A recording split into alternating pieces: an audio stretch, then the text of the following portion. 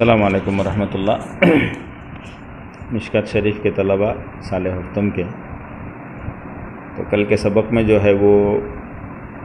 دیباچہ جو ہے مشکات المصابیح کا، تو اس دیباچہ کا ترجمہ اور مختصر مطلب آپ کو بتایا گیا ہے۔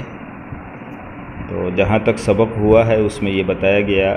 اما بعد فإن التمسک بہدیہ لا یستتب الا، اس عبارت کا مطلب یہ بتایا گیا ہے کہ حضور پاک صلی اللہ علیہ وسلم کے جو احادیث ہے، ان احادیث کے بغیر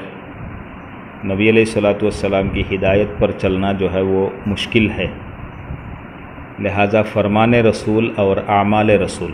اللہ کے رسول علیہ السلام کے فرمان اور حضور صلی اللہ علیہ وسلم کے اعمال جو ہے، اس کی تفصیلات معلوم کرنا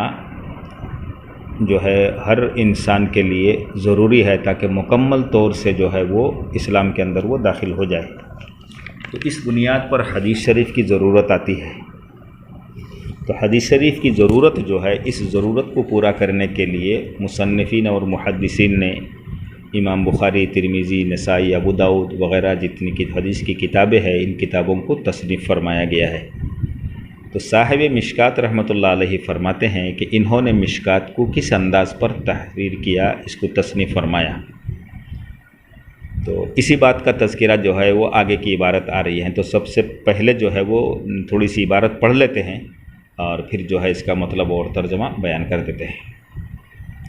بسم اللہ الرحمن الرحیم۔ وکان کتاب المصابیح صنفہ الامام محی السنت قامع البدعۃ ابو محمد الحسین بن مسعود الفراء البغوی رفعہ اللہ درجتہ،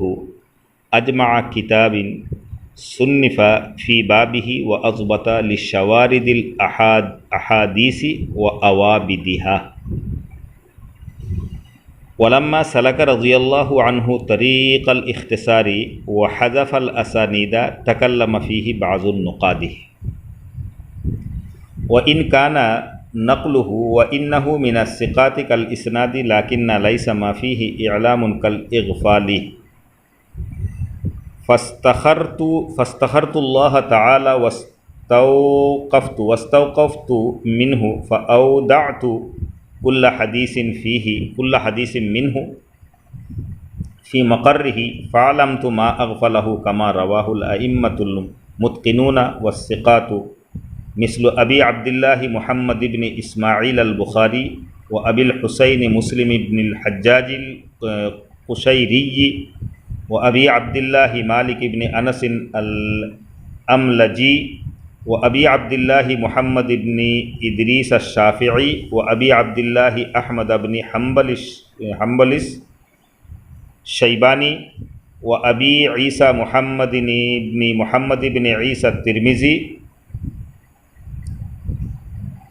وأبي داود سليمان بن الأشعث السجستاني وأبي عبد الرحمن أحمد بن شعيب النسائي وأبي عبد الله محمد بن يزيد بن ماجه القزويني وأبي محمد عبد الله بن عبد الرحمن الدارمي وأبي الحسن علي بن عمر الدارقطني وأبي بكر أحمد بن الحسين البيهقي وأبي الحسن رزين بن معاوية العبدري وغیرہم وقلیل ما ہوا۔ عبارت لمبی ہے لیکن مطلب اور ترجمہ جو ہے وہ آسان ہے۔ تو چلیے سب سے پہلے وکان کتاب المصابیح صنفہ الامام محی السنت قامع البدعۃ، ترجمہ دیکھیے۔ اور امام محی السنہ یعنی سنت کو زندہ کرنے والا، محی السنہ، قامع البدعۃ بدعت کو دور کرنے والا، ابو محمد الحسین بن مسعود الفراء البغوی رفعہ اللہ درجتہ، اللہ تعالیٰ ان کے درجات کو جو ہے وہ بلند فرمائے۔ یہ جملہ معترضہ ہے، صنفہ الامام المحی سنہ سے لے کر کے رفعہ اللہ درجتہ، یہ جملہ معترضہ ہے۔ جملے کا تعلق یہاں سے اجمع کتاب، اس کا تعلق جو ہے وہ کانا کتاب المصابیح، اجمع کتابن، یہاں سے ترجمہ جو ہے فٹ کیجیے، اور جب مصابیح نام کی کتاب اجمع کتابن یعنی جامع کتاب کا حیثیت رکھتا ہے، صنف فی بابہ جس کو لکھا گیا ہے حسن خوبی کے ساتھ، وَأَضْبَطَ لِشَوَارِدِ الْأَحَادِيثِ وَأَوَابِدِهَا، جس میں یعنی نہایت حسن خوبی کے ساتھ منتشر اور متفرق احادیث کو جمع فرمایا تھا۔ شوارد پورے جملے میں شوارد اور کیا نام ہے اوابد، یہ نیا جو لفظ ہے شوارد کہا جاتا ہے، یہ شاردتن کی جمع ہے، چنانچہ شوارد سے مراد وہ احادیث ہیں جو اصول کی کتابوں میں نقل کی گئی ہیں۔ چونکہ ان کتابوں تک ہر ایک طالب علم میں حدیث کی رسائی جو ہے وہ مشکل تھی، اس لیے کسی حدیث کے بارے میں یہ معلوم کرنا کہ کس کتاب میں ہے اور کس جگہ نقل کیا ہے یہ بڑا دشوار کام ہے۔ تو یہ منتشر چیز ہے، اس کو یعنی مصابیح کے مصنف رحمۃ اللہ علیہ نے اس کو جمع کیا ہے، انہی حدیثوں کو جو ہے وہ جمع کیا ہے۔ اور اوابد کہا جاتا ہے، یہ استعارات ہے، استعارہ جو اوابد کہا جاتا ہے کہ وہ احادیث جن کے معنی اور مطالب سمجھنا ہر کس و ناقص کے یعنی عقل و فہم سے جو ہے وہ بالاتر ہے، یعنی ہر آدمی اس کے مطلب اور مقاصد جو ہے وہ متعین کرنا ذرا مشکل کام ہوتا ہے۔ تو اس میں حدیث سے کیا بات ثابت ہو رہی ہے، کیا احکام ثابت ہوتا ہے، اس کو متعین کرنا ہر کس و ناقص کی ذمہ داری نہیں، کس و ناقص کے بس میں نہیں ہے۔ تو امام مشکات مصابیح کے مصنف نے انہی منتشر اور جو ہے کیا نام ہے کہ منتشر اور متفرق چیزوں کو اپنی کتاب مصابیح کے اندر جمع کیا ہے، اسی بات کو یہاں پر بیان کیا جا رہا ہے۔ وکانا کتاب المصابیح، یہاں سے اجمع کتابن یہاں پر چلے آئیے گا اور بیچ میں اس جملے کا ترجمہ بعد میں کر دیجیے گا۔ اور جب مصابیح جو ہے مشکات، جب مصابیح حدیث کے بارے میں ایک جامع کتاب ہے جس کو یعنی مصابیح کے مصنف نے تالیف فرمائی، تو موصوف نے اس کو حسن و خوبی کے ساتھ منتشر اور متفرق احادیث کو اس کتاب میں جمع کیا ہے۔ مصنف کون ہے؟ صنفہ، جس مصابیح کو لکھا ہے امام محی السنہ قامع البدع ابو محمد الحسین ابن مسعود الفراء البغوی نے اس کتاب کو مصابیح کو لکھا ہے، رفع اللہ درجتہ، اللہ تعالیٰ ان کے درجات کو بلند فرمائے۔ آگے فرماتے ہیں ولما سلک رضی اللہ عنہ طریق الاختصار وحذف الاسانید تکلم فیہ بعض النقاد۔ مشکات مصابیح کے مصنف امام محی السنہ اور قامع البدع ابو محمد الحسین ابن مسعود الفراء البغوی نے جب اپنی کتاب کے اندر مصابیح کے اندر حدیث کو بیان کرتے ہوئے اختصار کے ساتھ کام لیا۔ اختصار کے ساتھ کام لینے کا مطلب یہ ہے کہ انہوں نے حدیث کی سندوں کو بیان نہیں کیا، اسانید کو بیان نہیں کی۔ اسانید جیسا کہ وہ مصطلحات میں بتا دیا گیا ہے کہ روات حدیث، جن حضرات سے حدیث کو روایت کی گئی ہے ان کا نام، جس کو یعنی سند کہا جاتا ہے یا تو جس کو اسماء الرجال حدیث کے اصطلاح میں کہا جاتا ہے، ان کا تذکرہ نہیں کیا، صرف حدیث کو بیان کیا۔ تو دیگر محدثین کرام نے ان پر تنقید فرمائی، ان کو برا بالا کہا کہ ان کی حدیث، اپنی کتاب جو ہے مصابیح اس کے اندر صرف حدیثوں کو بیان کیا، اور حدیثوں کا مدار جو ہے، بنیاد جو ہے وہ روات ہے، یعنی روات کے ذریعے سے راویوں کی بنیاد پر حدیث کو حسن، حدیث کو جو ہے وہ حسن لغیرہ، اور حدیث کو صحیح اور حدیث معلل وغیرہ وغیرہ کہا جاتا ہے۔ تو اس وجہ سے جب سند ہی کو نہیں بیان کیا تو کون سی حدیث صحیح ہے اور کون سی حدیث ضعیف ہے لوگوں کو پتہ کیسے چلے گا؟ اسی وجہ سے محدثین کرام نے، اس زمانے کے محدثین نے ان کے اس کام پر اور اس کتاب پر جو ہے وہ تنقید کیا ہے، اسی بات کو یہاں پر ذکر کیا۔ ولما سلک رضی اللہ عنہ، اور جب مصنف نے نقل حدیث کے وقت اختصار سے کام لیا، یعنی سلکہ اختصار کے راستے پر چلا، یعنی اختصار سے کام لیا۔ کیا اختصار کیا؟ مختصر کیا۔ وحذف الاسانید، اور سندوں کو جو ہے یعنی اسانید کو، اسناد کو جو ہے وہ حذف کر دیا۔ تکلم فیہ بعض النقاد، تو اس پر بعض محدثین اور ناقدین نے اعتراض کیا۔ آگے اس کا جواب کے طور پر آگے فرماتے ہیں، جواب آگے آ رہا ہے، وَإِنْ كَانَ نَقْلُهُ وَإِنَّهُ مِنَ الثِّقَاتِ كَالْأَسَانِيدِ لَكِنَّ لَيْسَ مَا فِيهِ إِعْلَامٌ كَالْإِغْفَالِ۔ ترجمہ دیکھیے، اگرچہ محدثین کا وَإِنْ كَانَ نَقْلُهُ، اگرچہ محدثین کا ثقہ حضرات سے، من الثقات ثقہ حضرات سے بغیر سند کے، یہ ترجمہ یہاں پر نہیں ہے، ما لیس اعلام، بغیر سند کے حدیث کا نقل کرنا ایسا ہی ہے جیسا کہ سند کے ساتھ نقل کیا ہو۔ یعنی مصنف کا حدیث کو ثقہ حضرات سے بغیر سند کے نقل کرنا یہ سند کے ساتھ نقل کرنے کے برابر ہے۔ اسی بات کو اس عبارت میں بیان کیا۔ وَإِنْ كَانَ نَقْلُهُ وَإِنَّهُ مِنَ الثِّقَاتِ كَالْأَسَانِيدِ، اور ان کا یہ نقل کرنا، مصابے کے مصنف کا حدیث کو نقل کرنا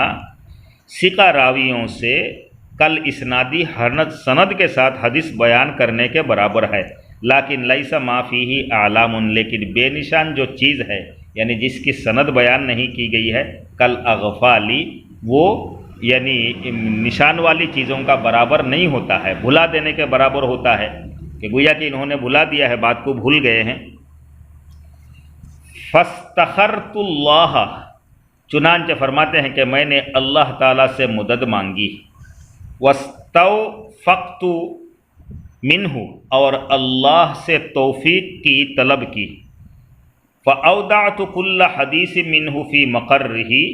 چنانچہ میں نے ہر حدیث کو اس کے مقام پر، مقرہ اس کے مقام پر، یعنی جس حدیث کو جس باب سے متعلق ہو اسی باب کے ماتحت میں نے ذکر کیا۔ فَعَالَمْتُ مَا أَغْفَلَهُ كَمَا رُوَاتُ الْأَئِمَّةُ الْمُتْقِنُونَ وَالثِّقَاتُ، چنانچہ میں نے جو محدثین ثقات اور مضبوط محدثین ہیں ان کے طریقہ پر حدیث کو نقل کیا۔ وہ مضبوط اور ثقات محدثین کون ہے؟ مثل ابی عبداللہ محمد ابن اسماعیل البخاری، امام بخاری رحمۃ اللہ علیہ، اور ابی الحسن مسلم ابن حجاج القشیری رحمہ اللہ، امام مسلم، اور اسی طریقے سے ابی عبداللہ مالک ابن انس الاملجی، اسی طریقے سے وہ ابی عبداللہ ابن محمد ابن ادریس الشافعی، امام شافعی رحمۃ اللہ علیہ نے جو طریقہ اختیار کیا انہی سے جو ہے حدیث کو لیا ہے۔ وہ ابی عبداللہ احمد ابن حنبل الشیبانی، و ابی عیسیٰ محمد ابن عیسیٰ الترمذی، و ابی داود سلیمان ابن اشعث السجستانی، و ابی عبد الرحمن ابن احمد ابن شعیب النسائی، امام نسائی، و ابی عبداللہ ابن محمد ابن یزید ابن ماجہ القزوینی، و ابی محمد ابن عبداللہ ابن عبد الرحمن الدارمی، و ابی الحسن علی ابن عمر دار قطنی کے مصنف، و ابی بکر احمد ابن الحسین البیہقی، انہی جو ہے الحسن ابن رزین ابن معاویہ العبدری، انہی ثقات اور مضبوط جو ہے محدثین سے حدیث کو نقل کیا۔ وغیرہم، ان کے علاوہ بھی اور چند محدثین سے ہم نے حدیث اس کتاب کے اندر نقل کیا۔ وقلیل ما ہوا، لیکن وہ لوگ جو ہے وہ بہت کم ہے، ایسے بہت کم لوگوں سے ہم نے حدیث کو لیا ہے۔ وَإِنِّي إِذَا نَسِيتُ الْحَدِيثَ إِذَا نَسَبْتُ الْحَدِيثَ إِلَيْهِمْ كَأَنِّي أَسْنَدْتُ إِلَى النَّبِيِّ صلی اللہ علیہ وسلم۔ آگے مصنف رحمۃ اللہ علیہ جواب دیتے ہیں کہ ہم نے اسانید کو، سندوں کو اور روات کو بیان نہیں کیا، کیوں؟ فرماتے ہیں کہ جب ہم نے حدیث کو ان کی طرف نسبت کر دیا، یعنی ان مضبوط اور ثقہ راویوں کی طرف جو ہے ہم نے محدثین کی طرف حدیث کو نسبت کر دیا ہے، تو کأنی اسندت، تو گویا کہ اس حدیث کی اس نسبت جو ہے، سند جو ہے وہ الی النبی صلی اللہ علیہ وسلم، نبی علیہ الصلوۃ والسلام تک پہنچ گئی ہے۔ جب بڑے لوگوں نے اس طرح سے حدیث بیان کیا تو ان کی طرف جب ہم نے نسبت کر دیا حدیث کو کہ فلاں کی کتاب میں ہے، تو گویا کہ نبی علیہ الصلوۃ والسلام کی طرف سند ہو گئی۔ لأنہم قد فرغوا منہ واغنونا عنہ، اس لیے کہ انہوں نے ہم کو اس کام سے مستغنی اور فارغ کر دیا۔ انہوں نے سند پر لمبی چوڑی بحث کی، روات کے حالات کو بیان کیا، حدیث کو بیان کیا، تو ہم نے ان سے صرف حدیث کو لے لیا ہے اور روات کی بحث کو جو ہے انہوں نے بیان کیا، اسی کے اوپر اکتفا کیا ہے۔ لہٰذا گویا کہ روات کے بارے میں اور راویوں کے بارے میں کام کرنا، اس کام سے ہم کو فارغ کر دیا اور ہم کو مستغنی کر دیا۔ وَسَرَدْتُ الْكُتُبَ وَالْأَبْوَابَ كَمَا سَرَدَهَا وَاقْتَفَيْتُ أَثَرَهُ فِيهَا، اور میں نے اس میں کتب اور ابواب کی ترتیب وہی رکھی۔ وَسَرَدْتُ ترتیب وہی رکھی کتاب کے بیان میں، یعنی کتاب الایمان، کتاب الطہارت، کتاب الصلاۃ، کتاب اور ابواب بابوں میں ترتیب وہی رکھی کما سردہا، جیسا کہ یعنی صاحب مصابیح نے رکھی تھی۔ مشکات کے مصنف فرماتے ہیں کہ ہم نے جو ہے اس کتاب میں، مشکات کی کتاب میں کتاب اور بابوں کی ترتیب وہی رکھی جو مصابیح کے مصنف نے رکھی تھی۔ وقفیت اثرہ فیہا، اور اس سلسلے میں انہی کے نقش قدم کی پیروی کی، اور اس سلسلے میں کتاب کے بیان میں اور بابوں کے بیان میں ان کے نقش قدم پر جو ہے پیروی رکھی۔ انہوں نے جس طرح سے کام کیا ہے مصابیح کے مصنف نے، مشکات کے مصنف فرماتے ہیں کہ ہم نے بھی اسی طریقے سے کام کیا ہے، بابوں کی ترتیب وہی رکھی ہے اور حدیث کی ترتیب جو ہے وہ وہی رکھی ہے۔ وَقَسَمْتُ كُلَّ بَابٍ غَالِبًا عَلَى فُصُولٍ ثَلَاثَةٍ أَوَّلُهَا مَا أَخْرَجَهُ الشَّيْخَانِ أَوْ أَحَدُهُمَا وَأَكْفَيْتُ بِهِمَا وَإِنِ اشْتَرَكَ فِيهِ الْغَيْرُ لِعُلُوِّ دَرَجَاتِهِمَا فِي الرِّوَایَةِ، کہتے کہ فرماتے ہیں مشکات کے مصنف رحمۃ اللہ، وَقَسَمْتُ، اور ہم نے تقسیم کیا ہے، کل بابن، ہر باب کو، غالباً تقریباً، علی فصول ثلاثۃ، تین فصل کے اندر، ہر باب کو تین فصل کے اندر منقسم کیا۔ اولھا ما اخرجہ الشیخان، پہلے باب میں ان حدیثوں کو بیان کیا جس کو بیان کیا شیخوں، دونوں شیخوں نے، یعنی امام بخاری اور امام مسلم رحمہم اللہ نے، او احدہما، یا تو ان میں سے کسی ایک نے بیان کیا، واکفیت بہما، اور اسی پر ہم نے اکتفا کیا، ان دونوں پر ہم نے اکتفا کیا پہلی فصل کے اندر، ہر باب کے پہلی فصل میں بخاری اور مسلم کی روایتیں جو ہے وہ بیان کیا، تو دونوں میں سے کسی ایک کی روایتیں بیان کی۔ وَإِنِ اشْتَرَكَ فِيهِ الْغَيْرُ، اگرچہ اس حدیث کے بیان کرنے میں دوسرے لوگ بھی شامل ہیں، دوسرے محدثین بھی ہے، لیکن ان پر ہم نے کیوں اکتفا کیا؟ لِعُلُوِّ دَرَجَاتِهِمَا فِي الرِّوَایَةِ، بسبب روایتوں میں ان کے درجات جو ہے وہ بلند ہونے کی وجہ سے، ان کی شان اور ان کا مرتبہ تمام محدثین میں سب سے اونچا ہے، اس وجہ سے ہر باب میں، ہر کتاب کی پہلی فصل میں جو ہے انہی دونوں حضرات سے ہم نے حدیث کو نقل کیا ہے۔ چلیے بھائی، آج کا سبق جو ہے وہ اتنا ہی رہنے دیجیے، باقی دیکھتے ہیں کہ تیسری نشست میں جو ہے وہ یہ دیباچہ جو ہے وہ یعنی مکمل ہوتا کہ نہیں ہے، کوشش کریں گے انشاءاللہ۔ باقی آپ لوگ ترجمہ دھیان سے دیکھتے رہیے گا، کوئی بات پوچھنی ہو تو فون پر جو ہے وہ گروپ میں نہ پوچھے، فون پر پوچھ لیجیے گا۔ السلام علیکم و رحمۃ اللہ۔